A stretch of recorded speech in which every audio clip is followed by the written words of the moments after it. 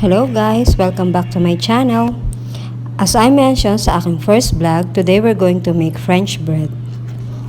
As you can see sa ating video, this type of bread is crunchy on the outside and soft and fluffy naman siya inside. The best tong ipang-partner sa ating liver pate.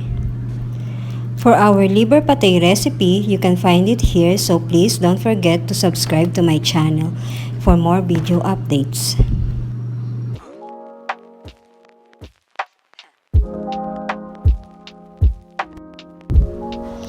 To start, i-mix natin ang ating yeast sa 1/2 cup ng water at 1 tablespoon ng sugar. Wait nyo po na maging ganito ang itsura ng inyong yeast bago natin magamit ito. And for our dry ingredients, i-mix lang po natin ito. And now we can add the yeast sa ating dry ingredients. Pwede din kayong gumamit ng instant yeast. Once na na-mix na ang yeast sa ating flour, mag-add tayo ng 2½ cup ng water. Continue lang po natin ang pagmimix. By the way guys, kung gagamit tayo ng instant yeast, i-add lang natin diretso ang ating instant yeast sa ating dry ingredient. Continue mixing lang po while you reach this stage. As you can see here, malinis na ang paligid ng ating mixing bowl. And now, ready na po ang ating dough. Dust po natin to ng flour, then cover it ng cling wrap. Rest na natin ang ating dough hanggang sa mag-double ang size nito. After 1½ hours of proofing, ready na po ang ating dough. Punch lang natin ito to release the air.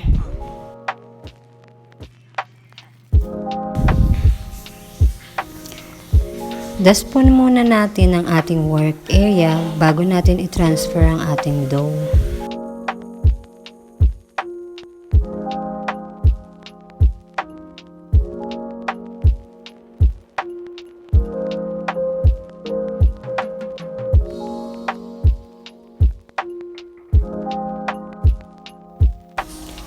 I-divide na po natin ang ating dough. Ang timbang po na aking ginagawa is 14 ounce. Ang total po is 6 pieces.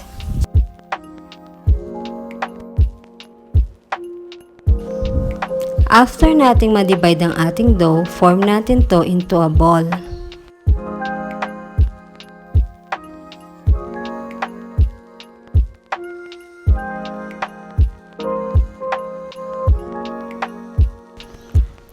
As you notice, hindi dumitikit sa aking kamay ang ating dough.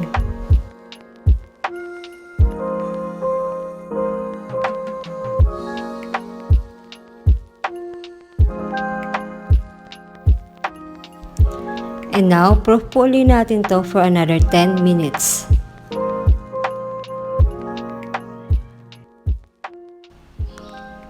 Flatten po muna natin ang ating dough.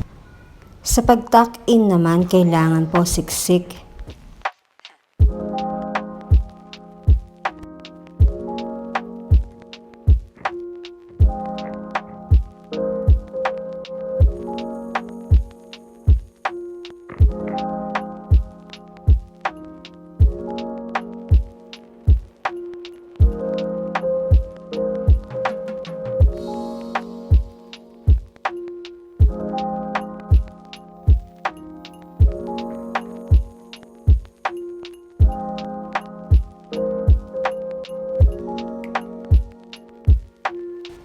Make sure po na yung pinagdugtungan is nasa ilalim bago natin to i-bake.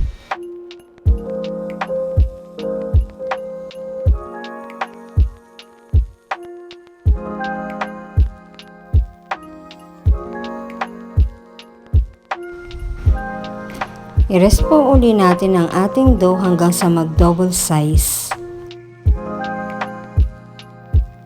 After proofing, ready na to bake ang ating dough.